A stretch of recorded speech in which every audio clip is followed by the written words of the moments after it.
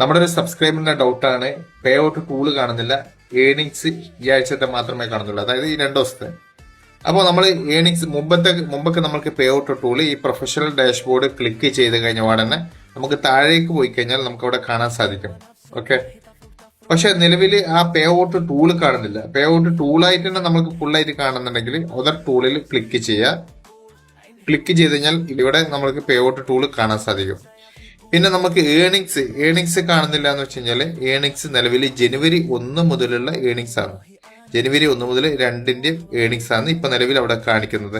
ഫുള്ളായിട്ട് അതായത് കഴിഞ്ഞ മാസത്തെ ഏണിങ്സ് അടക്കം നിങ്ങൾക്ക് കാണണമെന്നുണ്ടെങ്കിൽ നിങ്ങൾക്ക് ഇതേ മോണിറ്റൈസേഷന്റെ ഭാഗത്ത് നിങ്ങൾക്ക് പോവാം. പ്രൊഫഷണൽ ഡാഷ്ബോർഡിൽ ക്ലിക്ക് ചെയ്തിട്ട് റൈറ്റ് സൈഡിലുള്ള മോണിറ്റൈസേഷനിൽ ക്ലിക്ക് ചെയ്യുക. അതിനുശേഷം കണ്ടന്റ് മോണിറ്റൈസേഷനിൽ ക്ലിക്ക് ചെയ്യുക.